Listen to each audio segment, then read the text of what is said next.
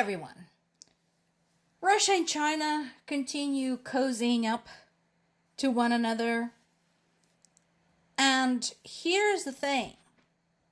So this says more than 20 world leaders attend Shanghai Cooperation Organization Summit.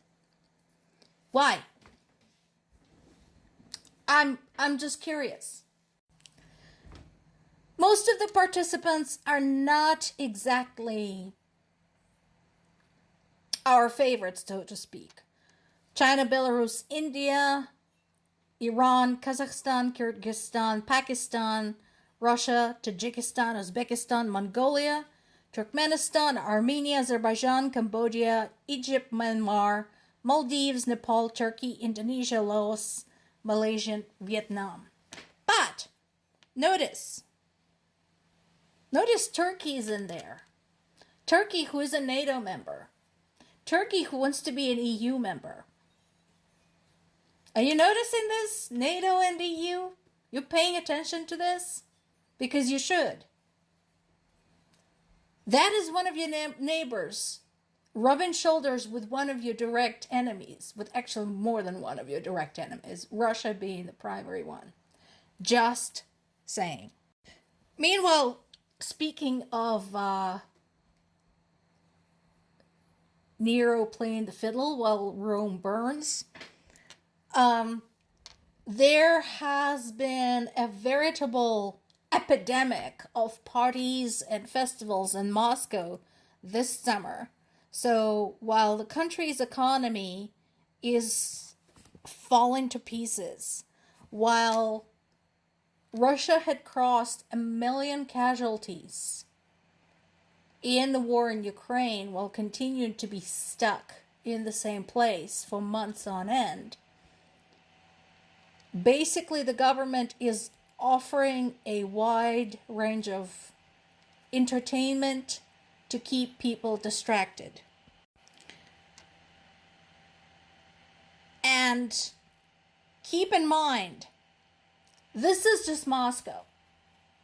So this is the kind of phenomenon that we saw back in the Soviet Union.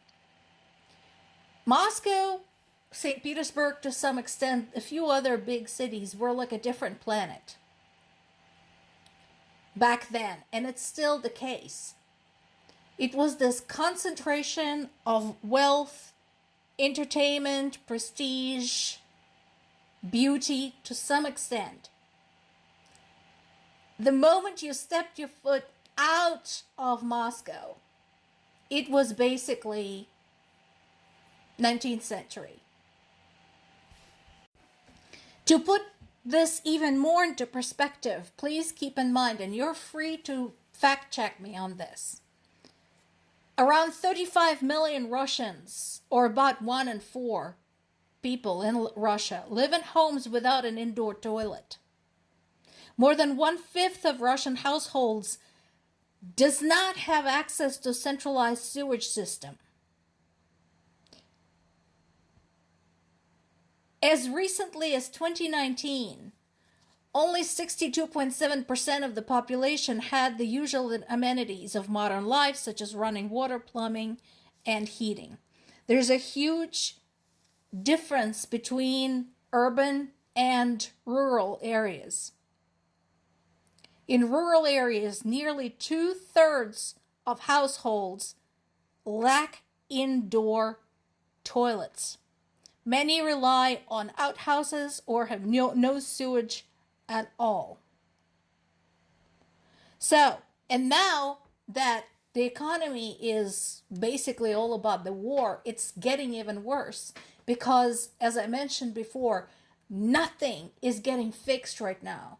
The roads are not getting fixed. None of the development projects are being worked while they party.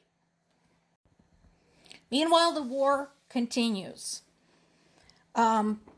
Ukrainian military continues with its plans of delivering strikes deep into Russia to damage whatever possible when it comes to Russian military enterprises and Russian oil industry which is feeding Russia.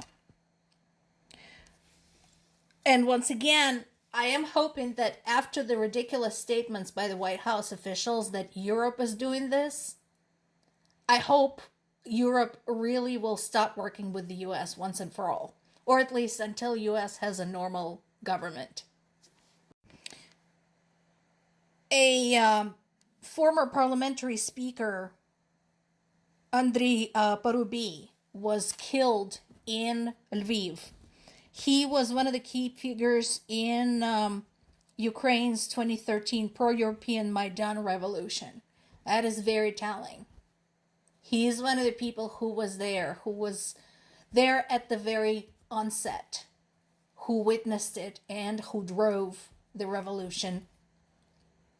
So, there is an investigation, of course.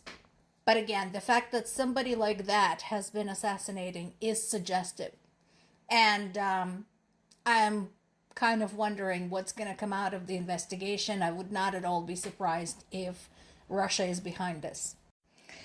Now, was a meeting in Copenhagen to discuss possible measures to force Moscow to the negotiating table. Guys, there's nothing wrong with discussing measures unless it's already been done. I don't think that's going to happen. I don't see how you can force Moscow to anything without brute force. I'm not trying to put a negative on this, but based on the data we have to this point, it's just a fact that's staring us in the face. And again, Kaja Kallas, who is the EU foreign policy chief, said that Russia was clearly not preparing for peace. Now, something to know about Kaja Kallas. Kaja Kallas is Estonian. Estonia used to be one of the former Soviet republics and one of the earliest, along with other Baltic states, to split off from the Soviet Union. She knows what she's talking about. She's only a couple years younger than me, so she grew up in the same generation as I did. So this is the children who were born in mid to late 70s at the height of the Soviet stagnation. And those of us who went to school, grew up, and witnessed the fall of the Soviet Union and the chaos that followed. So this is the person I personally find very relatable because she gets it. She understands. Listen to her. She knows what she's talking about. Finally, I wanted to show you this little map. I spoke to my parents today, and as you know, my native city of Zaporizhia was under heavy attacks this last couple of days. And so what you see on the left, the little red dot, is where my parents live. And the blue path showing you that it's 15 minutes away on foot, that's where 7 rockets had struck. An intersection next to where they live. That's what it's like for them. And it just doesn't stop. And as I said, because I'm not anybody important or anybody wealthy, I have no means to get them out. And there is nowhere for them to go. So every time I connect with them, we use Facebook Messenger to have face-to-face. They always begin with, well, hi, miraculously, we're still alive. Miraculously indeed. More to come.